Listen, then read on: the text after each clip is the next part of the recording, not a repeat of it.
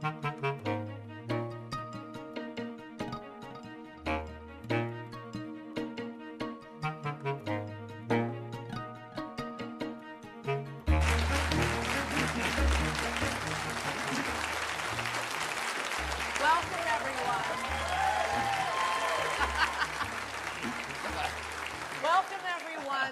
Warren Buffett on women, work, and other wisdom.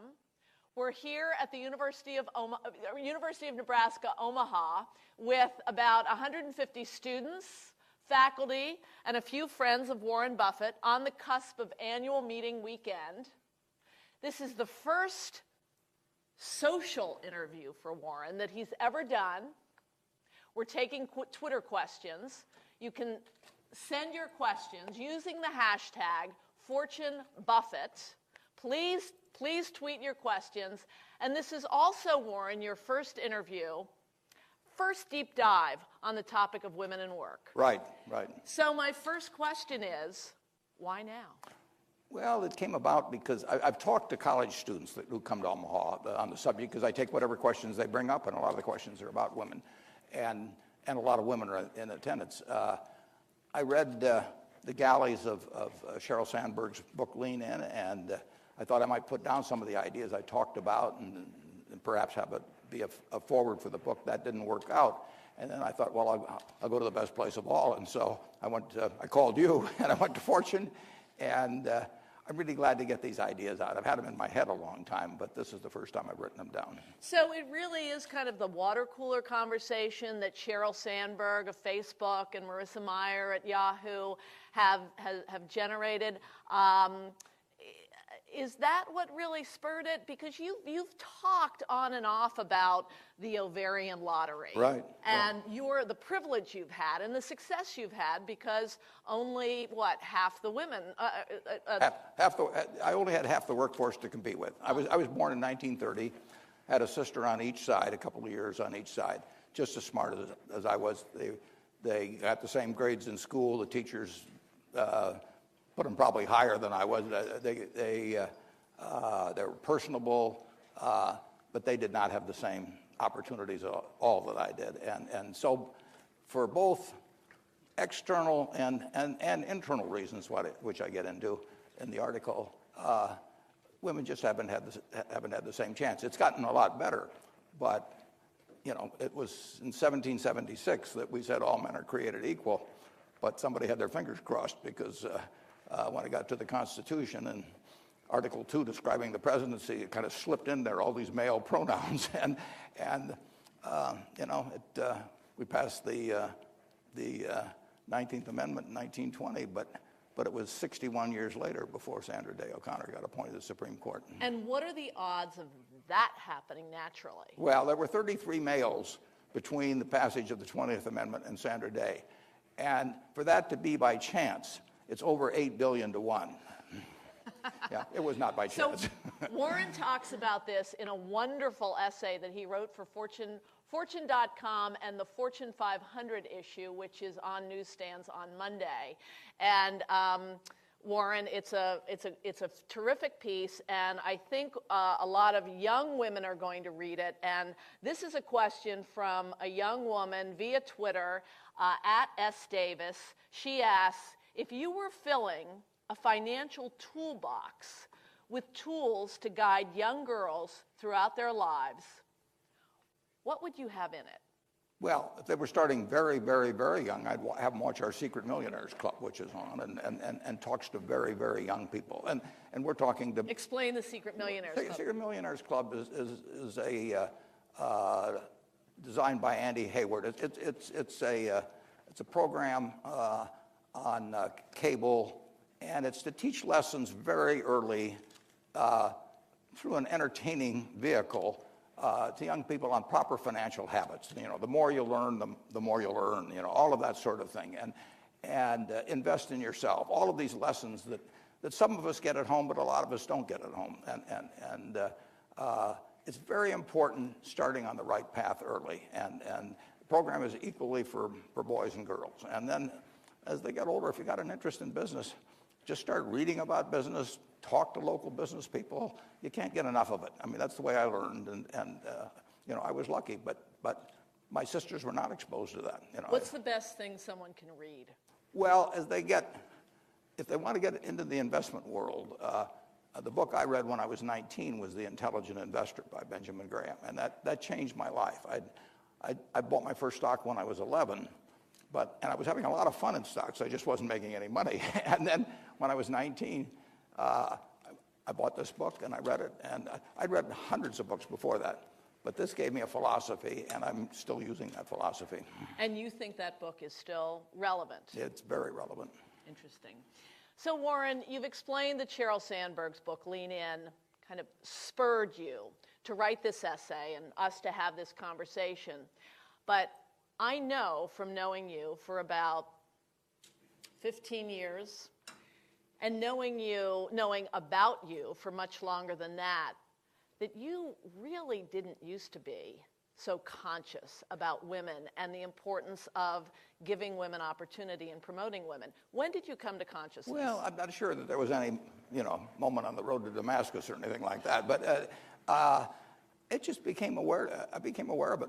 Carol's a good example. I mean, Carol Loomis, my colleague at Fortune, who has a dear friend of Warren's. And for 30 years, Fortune did not have a woman writing articles. And then finally, in the early 1960s, I guess it was, they, because of Carol to some extent, they made the decision to do it. Now, imagine wasting half the talent, in terms of writing. If you look at the last 10 or 20 years and you look at the articles in Fortune and you take the author's name out, well, you can't tell which one are written by men or women, but for 30 years, they were just excluded. They were excluded from everything. I mean, it was a different world. We have a question here at the University of Nebraska, Omaha, from Lee Y.Y. Taylor. Hi, my name's Lee Y.Y. Taylor. Thank you for being here today. I'm a senior at the College of Business, managing in finance, banking, and investments. And my question to you today is, everyone in this room enrolled at UNO for one reason, to achieve success. For students, success largely means graduating and building our professional careers. Standing in your shoes today and looking back on your lessons learned, how do you define success? Well, somebody said success is getting what you want. Happiness is wanting what you get. One doesn't preclude the other. But I would say when you get to be my age or even a little younger, I'm 82, if the people that you want to have love you, you're a success. You can have all the money in the world. You can have buildings named after you, hospital wings, whatever it may be.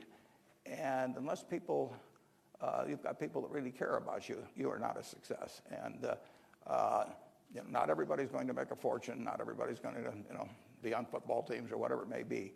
But if your children, the people you've worked with, if those people love you, after they've seen you in action for many, many years, you're a success. Thank you. I love that. That's beautiful. There was a woman I knew some years back here in Omaha. Her name was Bella Eisenberg. She was in a concentration camp after World War II, a Polish Jew.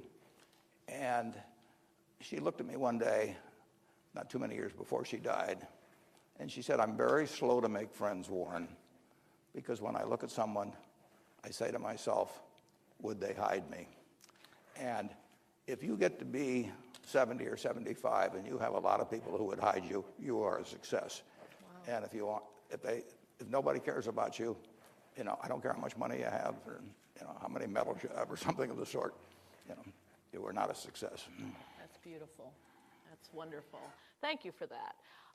Carol Loomis has said publicly at the Fortune Most Powerful Women Summit, where Warren comes every year and is the only man invited the whole time.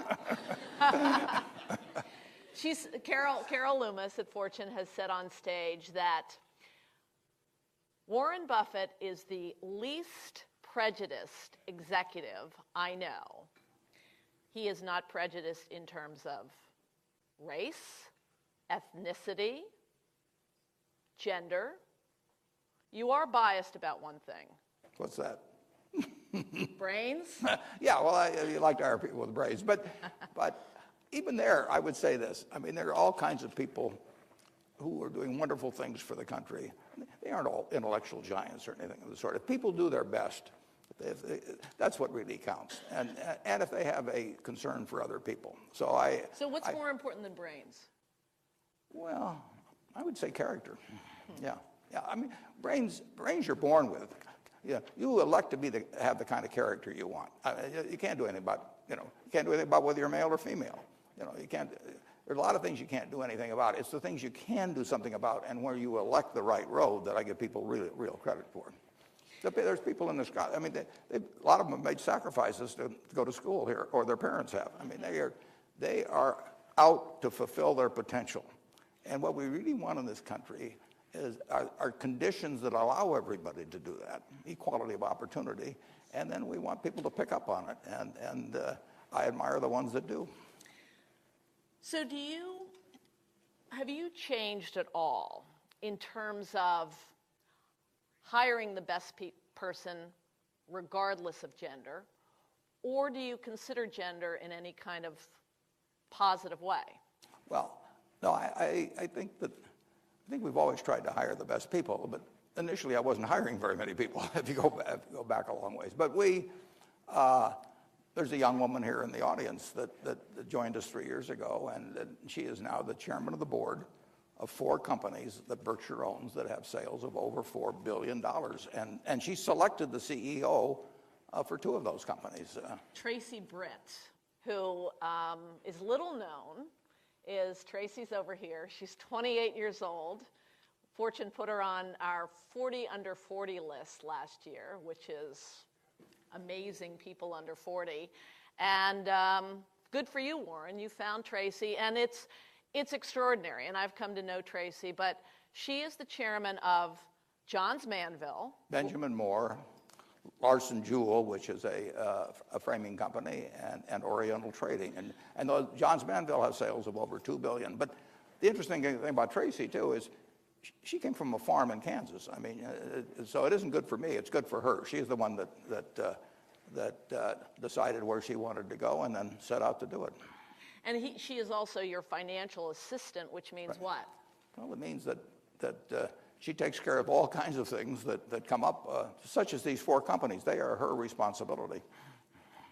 So, Warren, to this point that you're not sure when your consciousness about women in the workplace really came about, Susie, your daughter, has said that in the 60s, you were actually saying, wait till women wake up and realize that they are the slaves of the world. Absolutely. I mean, they got, here's half the talent in the country that was basically put on the shelf largely. And I had these experiences. Well, I had the experiences with my sisters. My sisters are absolutely smart as I am and had all kinds of talent.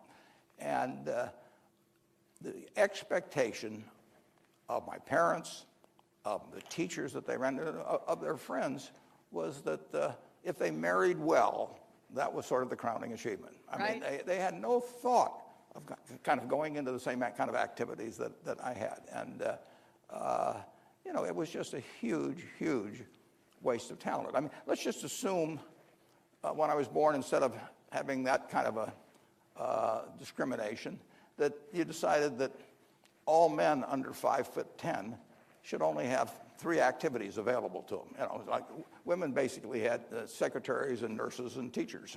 All my teachers in grade school were women. And that didn't strike me as strange at the time. But here, 15 in a row, well, the odds against 15 in a row would be about 32,000 to 1 or something like that. So it just doesn't make any sense.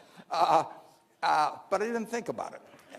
And my sisters didn't think about it. My parents didn't think about it. They loved them just as much. But it was sort of just the way it was, and it was accepted. So, Warren, now that we are in an era where CEOs, corporate directors, you are thinking a lot more about enabling women to make it to the top, you actually say in your essay that you're very optimistic, more optimistic about the economy because of this. Well, explain that. Yeah, well, any country that was only using half of its talent, has got a great future if it starts using all of it. I mean, it just stands to reason that if the United States got to where it was from 1776 and made all the progress it did, with more than half of that period, women really being shut out of most activities. So you had all this brain power and energy, ability, not totally going to waste, but certainly not reaching its potential. Just think what you can do when you get the whole team out there. You know, if Nebraska's going to play a football game and we just take every other player and let them go out on the field and leave the others behind, we're not going to play as well. We're going to take a Twitter question from Tanvi _Gautam asks, who are your female role models and what have you learned from them? Well, there were a number of them, starting really with my first wife. I mean, I would be a disaster if I hadn't have married her. And she opened my eyes to lots of things. But, you know, Carol's a role model. We've had managers that are. Catherine Graham was a terrific model. And I mentioned her in the article because Catherine Graham was the controlling shareholder, the CEO, chairman of the board of the Washington Post Company. She was the most powerful woman in the country, and she never believed it herself. I mean, she had been told by her mother that women shouldn't pay much attention to anything except, you know, garden parties. She'd been told by her husband that women were not as smart as men and couldn't really handle the same things. And then when her husband died, she inherited control of the Washington Post. She was terrified. She was absolutely terrified.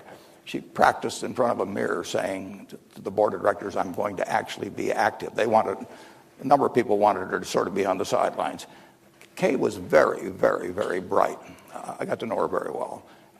She was high grade. She had really high standards. She was terrified of the job of being CEO, and she was convinced, totally convinced, that a man could do it better than she could. And we talked about it and talked about it and talked about it. And I said, you got to get rid of this funhouse mirror. You know, the world has placed this funhouse mirror in front of you, and it distorts you. That isn't you. We've got to get a real mirror up there that shows this person who's super high grade and lots of talent and somebody I would pick, you know, to run a lot of things. But she never fully got over it. I mean, it just shows you how ingrained something like it can become. Her stock went up 40-for-1 while she ran the company, 4,000%.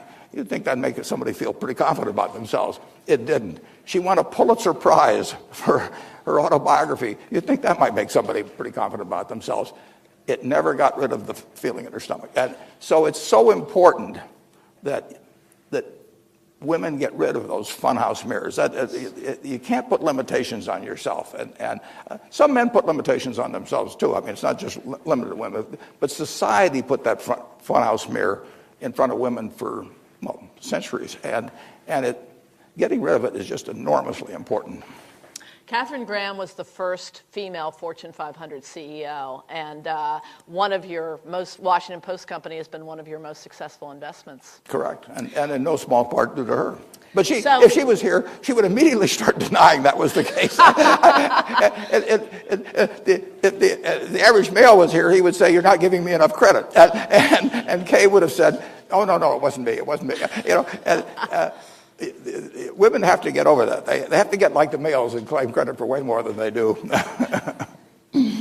So, Warren, in the spirit of this being your first social interview, how do you feel about going on Twitter? Well, it's pretty daring, but I'll try. I think we may have a little surprise for everyone here. So, Warren. Okay, does it bite? I don't think so. Do you understand Twitter? So-so. I know you don't like investing in technology companies, so I'm like thinking that this is a big step. Yeah, but the co-founder came from Nebraska, so it can't all be bad. Oh, excellent. So Warren Buffett's first tweet, all I can say, it better be interesting.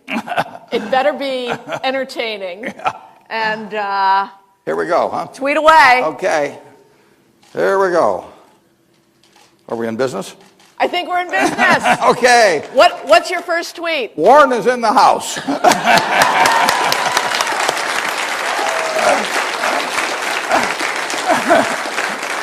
So Warren, who says you can't teach an old dog new tricks? what does this mean? Warren Buffett has a Twitter account. What are you going to be? What are you going to be tweeting? Well, it means my family can no longer say I'm lodged back in the 19th century. You know, the essay that Warren wrote for Fortune. I was with Peter, Warren's youngest son, youngest of his 3 children, yesterday, and I asked Carol and Peter Buffett. I said, now, where does Warren get these statistics, like on how long it took for the Supreme Court to, how many male chief justices after women got the right to vote before Sandra Day O'Connor was? Who does that for Warren? Who does that for Warren? Nobody does it. I go to the computer and go to search, and I must say, I love the computer for that. I mean, the things I used to have to go to the library for, go downtown and spend an hour and find a parking place and so on, or even mail away for. I mean, the information that's available, it helps me enormously. I don't use it at the office. I use it at home. Yeah, you don't have a computer on your desk at the office. That's true. That's true. But you use one at home, and I do writing at home usually, and to be able to find out when the first woman became an appellate court judge, or how many judges were there between the 20th Amendment or the 19th Amendment and Sandra Day O'Connor's appointment and so on. All that stuff. It's just, I love it. I mean, the idea of having all that kind of information is available. It's just and then you just calculate in your head that the odds of a woman not being appointed in that span of years is 8 billion to 1. It's a little over 8 billion to 1. Okay, we're going to talk a little bit about women and management. So how does your view of women and how women need to lean in, to use a Sheryl Sandberg term, be more bold, as you talked about with Katharine Graham, how does that translate or affect the way you manage Berkshire Hathaway today? Well, my job, I sit here in Omaha, and we have 24 people in the home office, and we have 285,000 or something like that working around the world. My job is to have the right people in the top slots for those businesses. Mm-hmm. Those managers need to decide how to get the top slots filled within their own individual companies. Now, most of the time when we buy a business, the management comes with it. I mean, the owners are selling to us.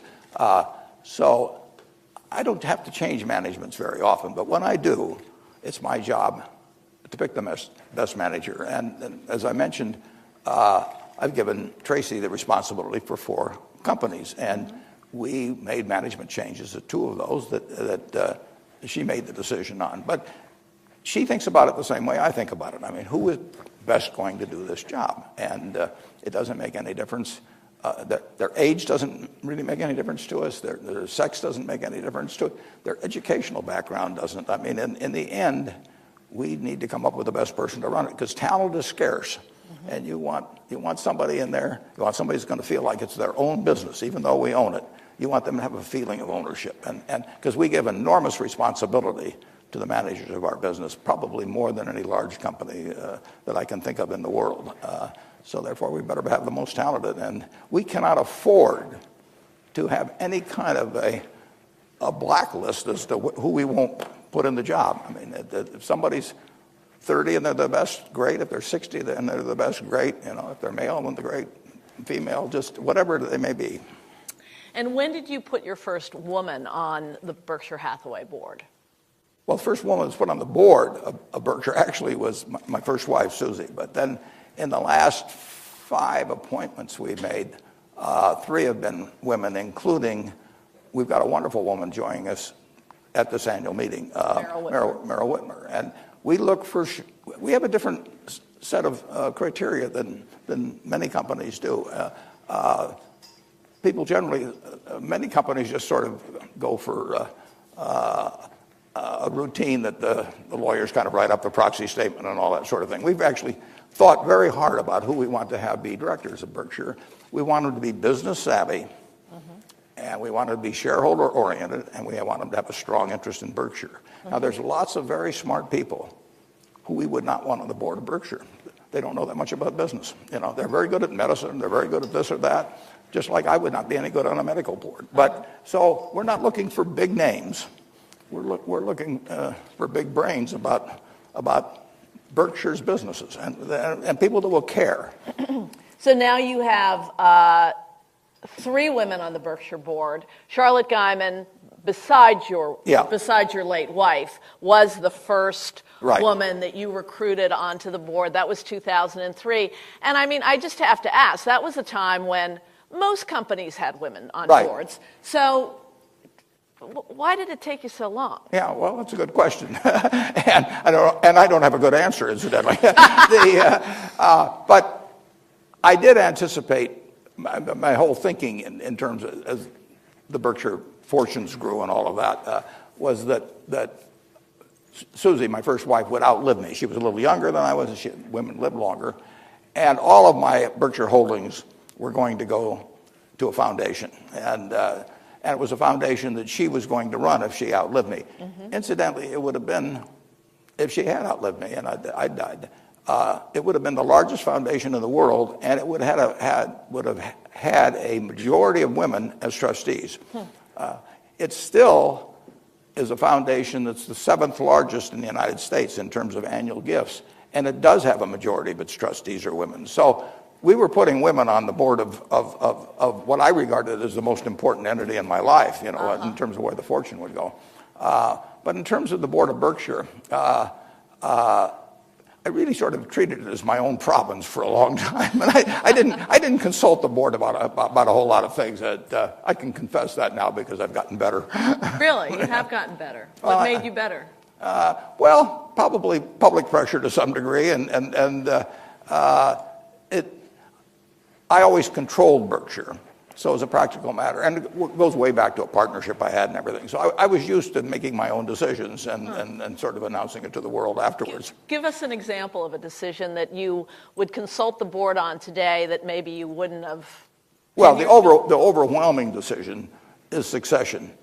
We spend more time by far on that at board meetings because if I should die tonight, it's very important who takes over tomorrow. It's very important that decision's already been made and that everybody's on board among the board members on that decision. So that is the key factor at Berkshire. It really isn't.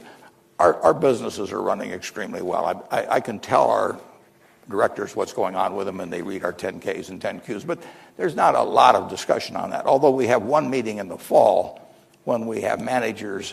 For a couple of days, we have managers of 8 of our businesses come in, and we do a deep dive into all these businesses, and directors enjoy that. But they feel good about the businesses we own. They feel good about the managers, but they know that I won't be there the next day at some point, and that who they pick to run the place is enormously important. Sure is. Yeah. And we've got the right directors to make that decision, and I'm glad there's some women on the board to make it too.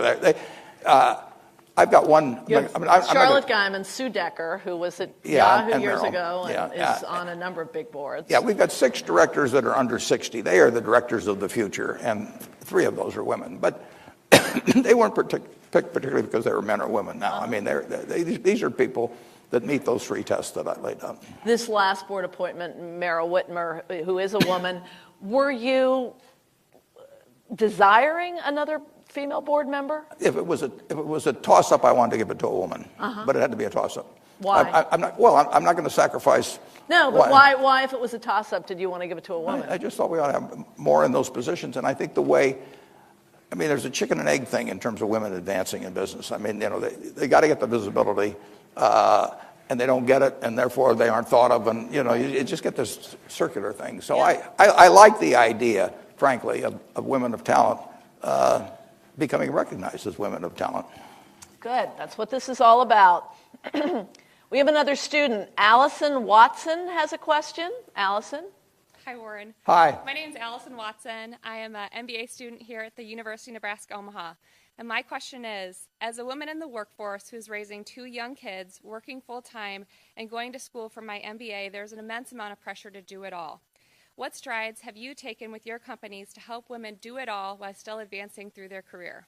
Yeah, I think I empathize with you. You've got a way tougher job than I had. I mean, it is just not easy to have children and throw in the education part too. So we only have 24 people at the headquarters. So we have 40-some thousand working at Burlington Northern and 27,000 at Geico.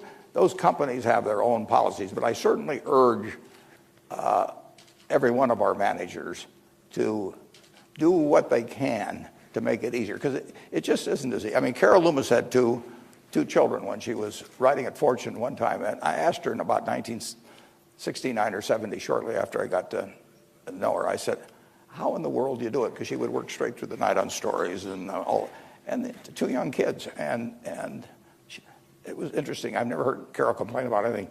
She just said, it's hard. And I mean, it is hard. And it's harder for the women, frankly, than the men in most cases, because they can't feel that, if there's a problem, that they shouldn't attend to it. And some of us may all still kind of sail by and say somebody else should take care of it. I think daycare centers are an important thing. I think flexible hours, are certainly the case. We have a young woman who is running our annual meeting, Carrie Soba. She is off the chart good. I mean, it's just amazing. She's about, 4 or 5 months pregnant now, and she is putting on this annual meeting. People coming from all over the world, 46 countries. She's got hundreds and hundreds of people from our subsidiaries that are out there today, putting up their exhibits and doing all of this. And she is in charge of the whole thing. And so what strides do you take to enable someone like Carrie? Well, Carrie is going to take at least 6 months off when she has the child, and then she That's better than Yahoo's new maternity Well, policy. she can do what she wants. I mean, in the end, she can do what she'll learn what it's like. I mean, she doesn't know yet exactly how she's going to react to all this. She's obviously quite maternal, but she loves her job. And incidentally, she just has got it. She's just getting her master's degree too. I mean, she's an amazing woman, and we will do whatever we need to do to try and keep her at Berkshire and running the meeting. When you have a small business like Berkshire Hathaway, which happens to be in the top 5 companies in terms of market capitalization in the world, but you have a small company that has 24 people at headquarters, you can pretty much individualize the That's true. The policies. Sure. And we do. Peter Buffett, Warren's son, who I saw yesterday, he has a question for you. Oh. Finally he gets even. Peter asks, would you take actions at Berkshire Hathaway to make it easier for women to advance? Such as, we were talking about paid sick leave being a big barrier for women. In terms of the subsidiaries, the managers do get to run their businesses. I mean, and I can express my views here. I can express it to them privately, but I do give them the responsibility for running their businesses. So I do not tell them virtually anything to do except to behave in a way that can be put on the front page of the newspaper. So I have not gone to the CEO of Geico and say, do it this way or that way. I don't know his business as well as I do, and I don't know the needs of the 27,000 people, how they interact. I mean, there are some places where I think flexible work would work very well, but there's other places where it's not going to work. It's not going to work on a railroad very well. And so they hear me talk at something like this. They read what I write, but they do run their own businesses, and that's one of the things that's very unusual about Berkshire. Calvert Investments put out a diversity survey this year that ranked, you probably know this, ranked Berkshire Hathaway last among the S&P 100 companies because, you know the reason. I read it to me. Berkshire does not have a diversity policy. Yeah, we don't have a diversity policy. which Yeah. landed you sort of in the doghouse. That's with, okay. with I mean, them. I believe in being honest about it. I have my own attitudes that I bring toward hiring people at the parent company. I express those attitudes through it, but it's the same way as with politics. I mean, most of my managers probably disagree with me on politics, but we own a bunch of newspapers. In the last election, 12 of our newspapers took a position on who should be president. 10 of them said Romney, 2 of them said Obama. I voted for Obama. I contributed to Obama. I mean, they do run their own businesses, and you can't say you're running your own businesses and then start issuing all kinds of edicts from headquarters. Okay. Let's get back to the women who have had an influence in your life. What about Susie, your daughter? Huge. What's been her my life would be way different without her. And that's true of my other children too, but she happens to live here in Omaha, so that she's my model for what I hope all women get to be currently. I mean, if somebody put a funhouse mirror up in front of her, she would just laugh. And I think growing up in the house that she did helped on that. I mean, I had every bit as much confidence in her doing anything as males. In terms of the annual meeting, she helps out enormously, for example. But whatever it may be, if I give her or ask her, to help me out in some way, I just know it's going to get done right. She's just good. We have a Twitter question from Christy Turlington, who well-known, very powerful woman who does wonderful things in the global social responsibility sphere, and actually was a famous model or in her earlier days. She comes to the Most Powerful Women Summit. You probably know Christy.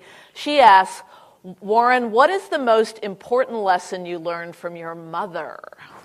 Well, my mother and I didn't get along that well most of the time. Well, not most of the time, but plenty of the time. I really learned my lessons in life from my father overwhelmingly. My father was the idol of all 3 of the children. And my mother, and it's interesting, I mean, in those days, my mother absolutely thought her job was there totally to serve my father. And my dad got elected to Congress. We moved to Washington. My mother didn't want to move to Washington. I mean, she had all her friends here and everything. But she wasn't, I don't know whether she was consulted or not, but she would have felt, no matter what, that she should do whatever my dad wanted her to do. So she lived a life that was dictated by my father's interests and and sort of the society of the time. Did this bother you growing up? No. Well, it bothered me that I didn't get along with my mother sometimes, yes. But I wasn't thinking about it that way at all. My mother was very, very smart. I mean, if you look at grades and all that sort of, I mean, but she never really got a chance to use it. And she was there basically to take care of everything that was needed in the family, that whether it would be, well, we all came home for lunch in grade school and everything. She was tied to a housekeeping duty, basically. And if he wanted to run for Congress, she had to be out there campaigning for him. I mean, it was serving him, and I think that was bad for her. I think that affected. I think probably deep down she may have felt that it really wasn't quite fair, but she also felt that was what she was supposed to do in life. Based on your experience observing women at some of the companies that you have invested in, one of your biggest holdings is IBM, right, where Ginny Rometty, who is #1 on Fortune's Most Powerful Women list, is the CEO. And the Berkshire-owned and operated companies, you have 5 female CEOs in the mix. We talked about Tracy Britt, the 28-year-old wonder who is chairman of 4 of your companies. Based on all that and your observations of them, do women manage differently? No, I would say not that I can see particularly. No, it's interesting you bring up Ginny Rometty, because we have put $13 billion, or no, probably probably 12 or so billion dollars into IBM stock. And it didn't affect my decision one penny in terms of what I would pay one way or the other, that the CEO was going to be a female, and then was a female. We bought part of it before she took over and part afterwards. It just does not make any difference. It makes a huge difference how good she is. Yeah, but it just doesn't enter into my calculation at all. And we own a lot of stock in Coca-Cola. Well, let's say that they announced that the next CEO of Coca-Cola was going to be some woman whose name I don't even know now. That would not.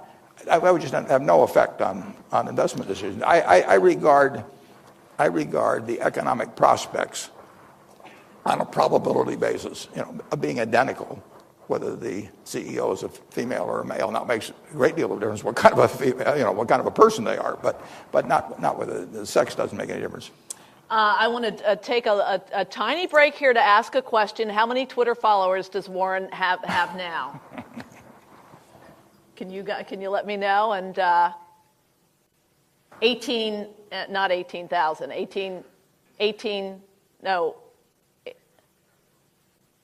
20,000.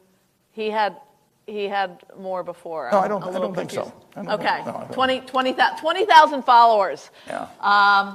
Warren at Warren Buffett. Terrific. Okay, it's building.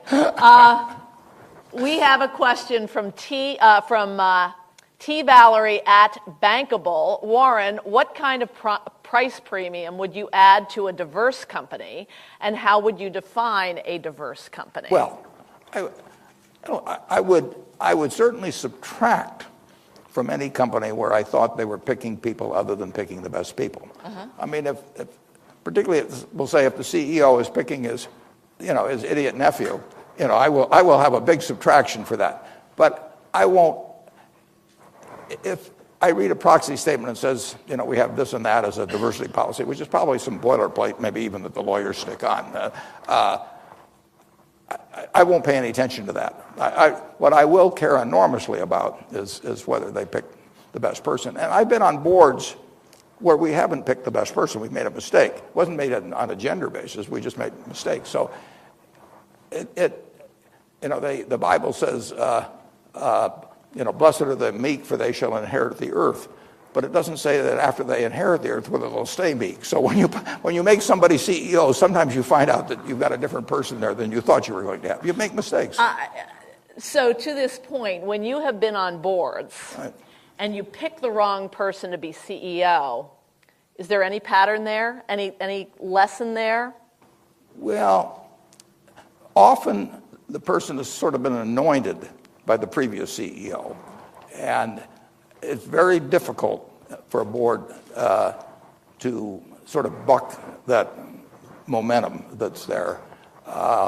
And formerly, and still to an extent, but formerly it was very difficult for boards to really come to independent decision or to have an intelligent discussion on a subject. Because just say you're meeting at a board in New York and the directors come in from all over the country and you have some committee meetings and all of that and you have a scheduled agenda. It's very difficult to actually speak up in that environment and question the chairman's succession recommendation or something of the sort. It's a social situation to a degree more than people realize. And it's like belching at the dinner table. I mean, if you start raising questions about what the CEO is telling you. One of the great improvements in corporate governance, in fact, I think it's probably the most important item in the last 10 years, has been the once a year, or maybe more often, meeting that the board is now required to have without the CEO present. Mm-hmm. I have been involved in some of those, and I see a whole different level of discussion and tenor of discussion than when the CEO is present. So it's a lot of bad decisions have been made on succession, and you've seen them as a journalist. And I have. Yeah, and they're not easy to correct. Yeah. And all of a sudden at a board meeting called every 2 or 3 months, to say, I'd like to raise the subject of whether the chairman is worth a damn. It just doesn't happen. So rump meetings used to be held sometimes, that sort of thing. But not a very good procedure. This meeting without the chairman is a plus toward that, but it's still difficult. And does that happen at most companies now, the meeting without the chairman? chairman? I think it's required, actually. Okay, it's required. Yeah, but the toughest thing, if the guy is an absolute crook or something, that's easy to take care of. Right. The real problem is when you've got a mediocre executive. If you've got a mediocre quarterback on a football team, you do something about it, and in a hurry. But if you've got a mediocre manager who's a perfectly pleasant guy, who may have even invited you onto the board, and he keeps raising your director's fees every year, that's a tough situation. Yeah. What are your director's fees? Our director's fees at Berkshire are $900 a year, which probably compares to an average of $300,000 or $400,000. But I want our directors, and they don't get directors and officers liability insurance. I want our directors to be in exactly the same position as the shareholders. If the company does well, I want them to do well through their stock ownership, which we don't give to them. They buy it in the market. Okay. And if it does lousy, I want them to feel the pain. We have a question, another audience question from a student, Sierra Morris. Sierra? Hi, Mr. Buffett. Hi. My name is Sierra Morris. I'm a senior in the Banking, Finance, and Investment program here at UNO. My question for you is, in the male-dominated industry of investments, what advice do you have for a young female professional such as myself looking to stand out and gain respect? Yeah, it's really just the one thing about investing, and you're right about it, it's male-dominated, and the one thing about investing is if you can build a record that is good and have it audited so that people can check it, the world will find you then. I mean, they don't care whether you have bad breath or whatever it may be. They want their money run well. And I would advise anybody that, whether female or male, that wants to get into investment management, to learn all you can about it first. I mean, and then try to build an audited record, even if it's the tiniest little entity that you can, just because that's like the minor league batting average, is to the major league scout, and they won't care about your gender if they think you can make them a lot of money. I mean, I was kind of a peculiar person earlier on, maybe still am, and I used to operate out of a room, 55th and Farnham, a room off my bedroom in the house. For 6 years I operated that way. People, that was not designed to impress people, but the numbers impress people, and that's why money came to me. So the earlier you can get the start on it. Now, you can't learn enough about investments. I mean, just read everything you can and invest a little of your own money. Doesn't make any difference whether it's $100 or $1,000, because you've got to do things with real money to experience investing. It can't be explained just by looking at words and pictures. And then build up some kind of a little audited record, or maybe if you can get a job with some place where you've got responsibility for something where you can prove that this is what I did with money, because that's how you get to the major leagues. And the most important thing to keep in mind if you're investing in stocks is what? Is to always get more for your money than you pay. It's like buying anything else. And What's the biggest mistake people make, though? Well, the biggest mistake they make is listening to a lot of other people and buying something because they think it's going to go up next week or next month. And for whatever reason people give you, you should understand what you buy. Now, if you buy a farm, you look at the farm and you say, I expect to get so many bushels per acre of corn or soybeans, and you figure out how much that'll be worth, and then you figure out what the price should be. If you buy an apartment house, you look at what the rentals will be and what the taxes and expenses will be, and then you decide how much income you'll have, and you pay a fair price for that. But you don't, in stocks, people, their neighbor whispers something to them, and they run out and spend money that it took them years to earn. So you always want to look at the productive ability of the asset you're buying, whether it's a farm, apartment house, or a company, but the company is represented by a stock. And if you always get your money's worth, you'll do very well. We have one more audience question. Christopher Tanegis. I'm probably not saying that right. Christopher, tell me. We finally got to a male. We had 3 females in a row. Exactly. You made it. I aspire to be the next only male invited to the Fortune Women of Investing. So Chris Tanegis in the Executive MBA program here at UNO. My question is about something we chatted a little about earlier. You'd like to be known as a teacher of people, and what are some of your more vivid memories of teaching here at UNO? And if you were to teach a class today, what would that class be? Yeah, well, I would teach a class in investing, and it would be how to value a business and then how to think about the stock market. And if you got an A in both those classes, you would do very well. That's all you need to know. I mean, first you have to figure out what things are worth, and then you have to develop a philosophy about the stock market, where you are buying businesses and not buying little ticker symbols or whatever it may be.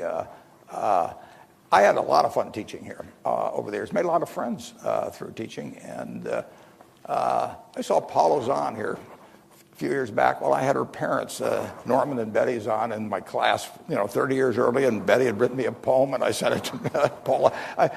It just comes back. That's true throughout life, incidentally. I mean, you meet people in all different walks of life, and then you intersect in the strangest ways later on, and overwhelmingly, it's positive. So, Warren, we have one more from Twitter. This is at Chairman Bliss.